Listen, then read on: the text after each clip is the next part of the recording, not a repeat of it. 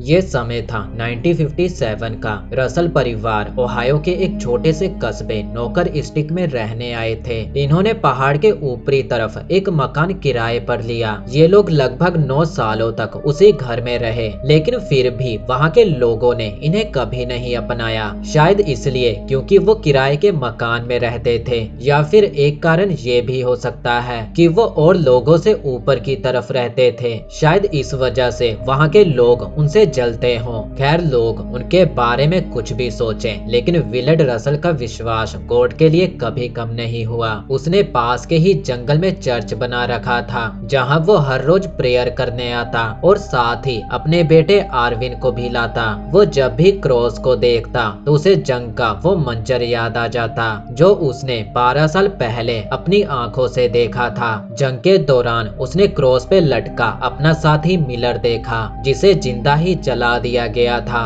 उसकी हालत बहुत ज्यादा खराब थी और मच्छर मक्खियां उस पर भिन भिना रहे थे। तभी उसे होश आ गया और वो दर्द से चिल्लाने लगा। अपने साथी मिलर को इस दर्द में देखकर बिलर्ड ने उसे शूट कर दिया। अब जंग खत्म हो चुकी थी, लेकिन अभी भी बिलर्ड की आंखों के सामने मिलर का वो दर्दनाक नजारा घूमता रहा। अब वो शहर आ गया, लेकिन घर जाने से पहले वो एक कॉफी शॉप में कॉफी पीने गया, जहां उससे एक बंदा टकरा गया जिसका नाम है कार्ल। यही कार्ल को एक बंदी सैंडी मिली और इन दोनों को पहली ही नजर में प्यार हो गया। इन दोनों को याद रखना, क्योंकि अब इनसे मुलाकात कुछ देर में होगी। इधर विलर्ड को भी एक लड़की पसंद आ गई जिसका नाम था शार्लेट, जो पहली बार में तो विलर्ड के प्यार में नहीं पड़ी, लेकिन जब वापस विलर्ड इसके हाथों की कॉफी पीने आया, वो भी अपने घर से लगभग 100 किलोमीटर दूर, तो यहाँ शार्लेट को भी इससे प्यार हो गया।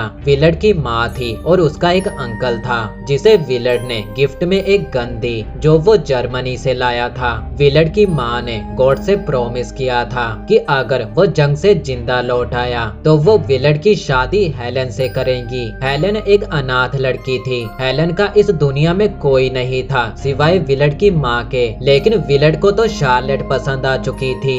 यहीं पर एक और बंदा आता है जिसका नाम है रोए। रोए एक प्रीचर है। प्रीचर उन्हें कहते हैं जो गॉड के मैसेज लोगों तक पहुंचाता है। यहाँ रोए सभी को बताता है वो क्या चीज है जिससे तुम लोग सबसे ज्यादा डरते हो। अगर वो चूहे हैं तो शैतान ये ध्यान रखेगा कि आप पर भर भर कर चूहे छोड़े जाएं। मैं भी गॉड की शरण में जाने से पहले मकड़ियों से बहुत डरा करता था। मकड़ियाँ मेरे सपनों में आती और मुझे अपने जाल में फंसाती थी। मैं उन्हें अपने चारों तरफ महसूस करता था, लेकिन जब से मैं गॉड की शरण में आया हूँ तब से मेरे अंदर एक अनोखी शक्ति आ चुकी है और अब मकड़ियाँ तो क्या, एनाकोंडा भी मेरा कुछ नहीं बिगाड़ सकता। इतना कहते ही उसने मकड़ियों से भरा जार अपने ऊपर फेंक लिया। रोए की ये सारी बातों का तो विलर्ड पर कोई असर नहीं हुआ, लेकिन हेलन रोए की दीवानी हो गई। विलर्ड और शार्लेट ने शादी कर ली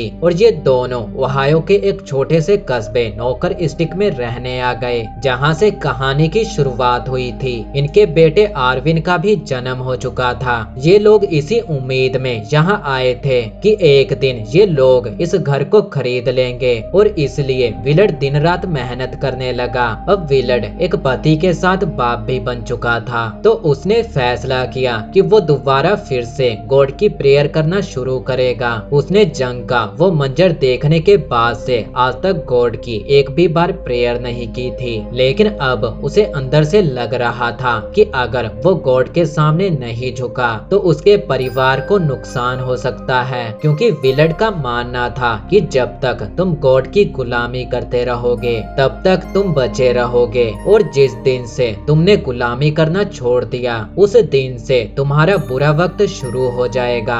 यही सोचते हुए उसने जंगल में क्रॉस लगा दिया, जहाँ वो हर रोज प्रेयर करने लगा। उसने अपनी माँ को चिट्ठी लिखी कि उसने दोबारा से प्रेयर करनी शुरू कर दी है। उसकी माँ और हेलन इस बात से बेहद खुश हुई। हेलन अब खुद एक माँ बन चुकी थी। उसने रोए से शादी कर ली थी। वो अपनी बेटी लेवोर्ना को छोड़कर रोए के साथ ट्रिप पर जा रही थी। ये बात कोई नहीं जानता था कि ये ट्रिप उसकी आखिरी ट्रिप ट्रिप होगी। उन्हें हेलन की बॉडी 7 सालों बाद जंगल में दफन मिली। 1957 में आर्विन 9 साल का हो चुका था। इस टाउन में वही एक लौता बच्चा था जिसका यहाँ कोई रिश्तेदार नहीं था, क्योंकि यहाँ उनके परिवार को कोई भी पसंद नहीं करता था और इसी वजह से आर्विन की स्कूल में रोज सुताई होती थी। तो ये कहानी का पहला सीन है जब विलड आर्विन को लेकर प्रेयर करने जा रहा था। प्रेयर के बीच में वहाँ 2 लोग आ गए जो पहाड़ के नीचे की तरफ रहते थे। वो दोनों जंगल में शिकार करने आए थे। विलड को देखकर वो दोनों उसे बुरा भला बोलने लगे।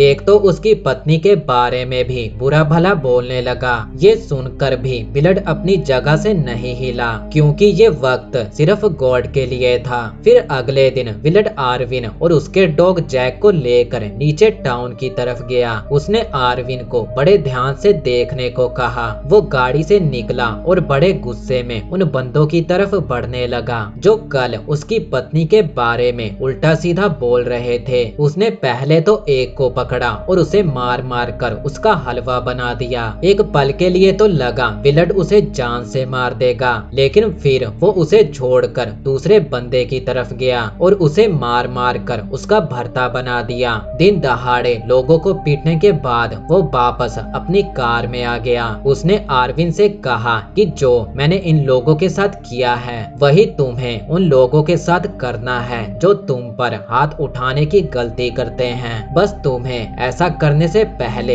एक सही समय चुनना होगा। विलड की ये बात आर्विन के दिमाग में बैठ गई। जब ये लोग वापस घर लौटे तो शार्लेट जमीन पर लेटी हुई थी। शार्लेट को कैंसर था और अब डॉक्टर ने भी जवाब दे दिया था। विलड पूरी तरह से टूट चुका था। उसे लगा कि अब गॉड ही उसकी पत्नी को बचा सकते हैं, इसलिए आर्विन के साथ वो गॉड से प्रेयर करने लगा कि गॉड उसकी पत्नी की जान बख्श दे। उसे लगा कि गॉड तो सब कुछ कर सकता है तो वो उसकी मदद जरूर करेगा अगर वो गॉड के सामने पूरे दिल से प्रेयर करेगा। उसने आर्विन के एक झापड़ भी मारा क्योंकि वो ठीक से प्रेयर नहीं कर रहा था। फिर आर्विन ने भी गॉड से भीख मांगी कि उसकी माँ को ठीक कर दो, लेकिन दिन रात प्रेयर करने के बाद भी शार्लेट की हालत में कोई सुधार नहीं आ रहा था। विलड को लगा कि शायद गॉड उससे कुछ और भी चाहते हैं, तो उसने आर्विन के कुत्ते जैक को गोली मार दी ताकि उसके बदले गॉड उसकी पत्नी को ठीक कर दे। आर्विन रो रहा था, चिल्ला रहा था, लेकिन उसका बाप अपनी पत्नी के लिए एक तरफ से पागल हो चुका था। इतने बड़े बलिदान के बाद गॉड ने उसकी दुआ कबूल कर ली और अगले ही दिन शार्लेट की मौत हो गई। विलड आर्विन को लेकर अपनी माँ के घर जाने लगा क्योंकि अब यहाँ उनके लिए कुछ नहीं बचा। लेकिन आर्विन अपने डैड की बातों को अनसुना करके घर के अंदर जाने लगा। घर के बाहर उसे एप्पल पाई मिला जो उनके लिए कोई छोड़ गया था। आर्विन एप्पल पाई खाते हुए अपनी मॉम और उनसे भी ज्यादा अपने कुत्ते जैक के बारे में सोच रहा था, क्योंकि जैक के साथ जो हुआ था वो तो मॉम से भी ज्यादा खतरनाक था। देखते ही देखते रात हो गई और वो अपने डैड को ढूंढने के लिए जंगल की ओर जाने लगा। विलड क्रॉस के पास बैठा हुआ था। आर्विन ने उन्हें देखते हुए कहा कि अब मैं प्रेयर नहीं करने वाला,